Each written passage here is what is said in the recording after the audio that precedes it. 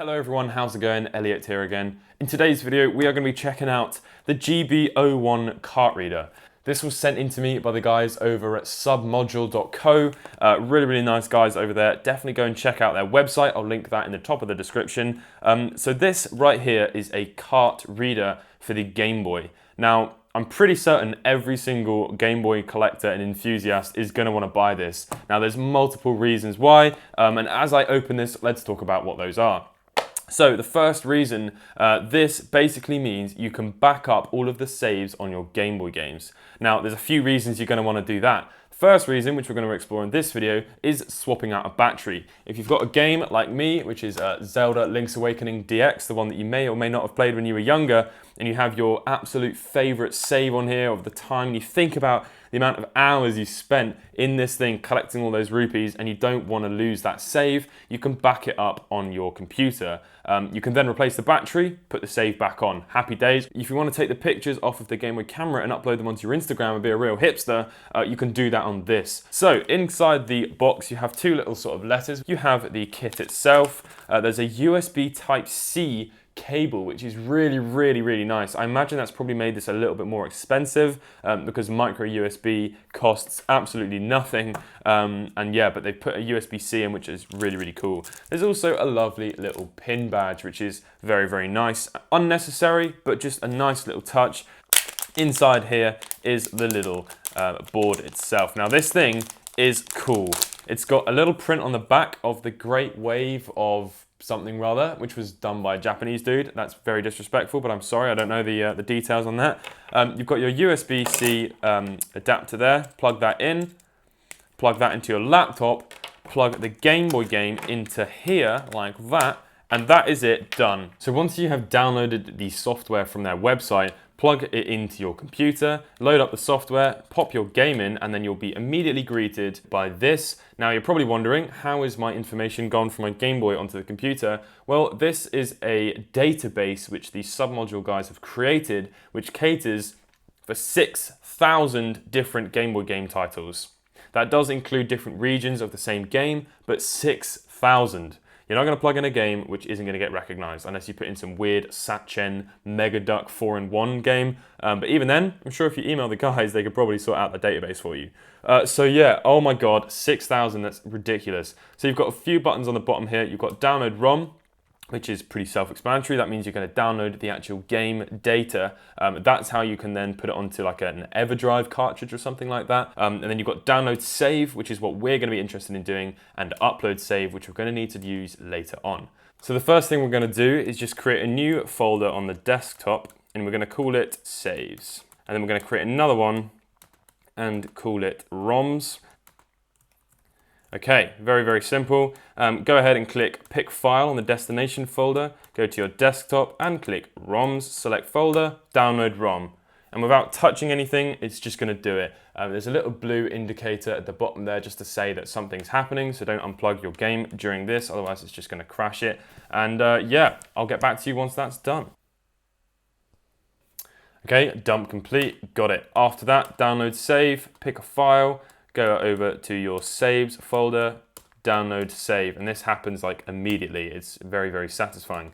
Right, so what we're going to do is you can now unplug the Game Boy game. I'm going to desolder the battery, remove it, show that the save is gone, put the battery back in, imitating replacing the battery with the new one, and then put the save back on and show you that the save is there. Before I do that, actually, I should probably show you the save on this thing. So let me just quickly show you the save that I've actually got on this Game Boy. You can see there, Elliot. I've got 27 points. You can see the hearts over there. So this is where I'm currently at in the game. And yeah, once we put the save back on it after replacing the battery, we'll be in the exact same space. So let's really quickly take the battery out of this Game Boy cartridge. Now, there is a couple of ways you can actually replace a battery in a Game Boy cartridge and keep the save. You can plug it into the Game Boy and then remove the battery whilst it's plugged in and the Game Boy's on, but all of that seems pretty dodgy to me, and there's multiple reasons why you're going to want to actually replace the battery anyway. First one being, the main one really being avoiding corrosion. So the battery is right there. It's very simple to remove the battery. I'm just going to put my soldering iron on the pad there, hold it there for a few seconds and lift up. So I've just lifted up the battery enough there that it's no longer making a circuit. And if I just pop this back into the Game Boy cartridge and plug it into the back and power on the Game Boy, in theory, the save should no longer be there. Okay, there we go. The save is gone. So now that the battery is back in again, the save is still gone. So the next thing to do is put the save back on again. Obviously, there's not a lot of point of just disconnecting one side of the battery. I'm only doing that just to show you. Okay, so now what we're gonna do is plug our blank game back in again, and it should just load up the game as it did before. And if you go over to Upload Save, pick a file, find the save that we made, and click Upload.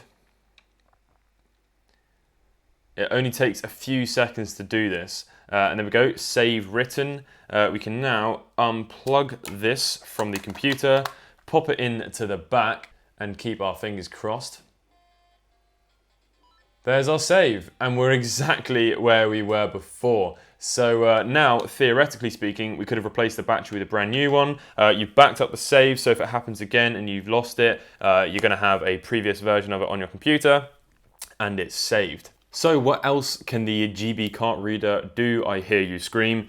So here is a Game Boy Advance. Yep, this thing doesn't just work on DMG cartridges, of course it works on Game Boy Color and Game Boy Advance as well. So here is my Super Mario World, Super Mario Advance 2 save, and if I just go into it here and show you, I'm on World 3, 17 and World 1, 3 there as well. So right here I'm just playing Luigi, and as you can see I'm stood in World 3.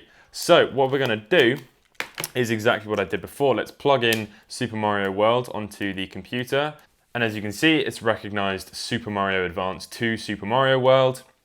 If we go download ROM and go over to our new ROMs folder, save that in there, download ROM.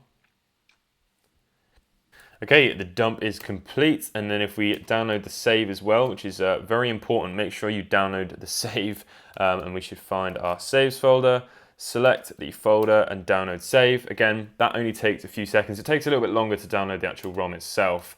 And then if we go over to my SD card that I've got here, and we drag the ROM of Super Mario World over, and then we also drag the save of Super Mario World over.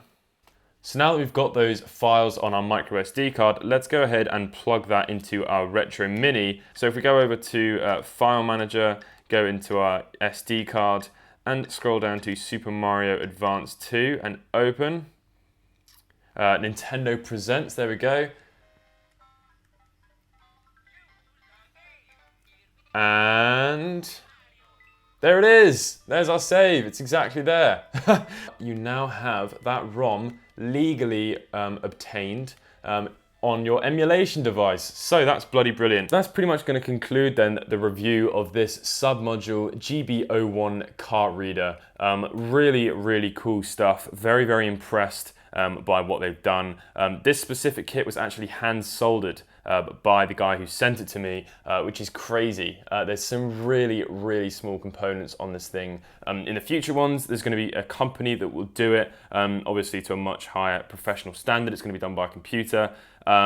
So now I guess we can talk about the price and stuff. So it's 45 euros. You can use code TRF, the Retro Future, TRF, for 10% off. So I'll leave those details in the description.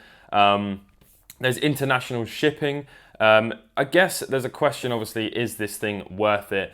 In my opinion, definitely. There's two reasons why it is. If you're an avid game collector and you want to back up all of your saves, then you can do that. Obviously, that means you're still going to have these cartridges at the end of it. Or if you're more of a hardware collector like me and you don't really care too much about the games and you want to just make a bit more money and buy some more consoles, you can take all of the games that you have, put all of the saves onto your computer and then onto like an easy flash or even onto an emulation device, sell all of the games and play them on another machine or whatever, and then you don't have to collect a bunch of cartridges. Big thank you to the guys over at Submodule for sending it over to me. If you enjoyed the video, please be sure to leave a like. If you're new to the channel, subscribe, and I'll catch you in the next video. Peace.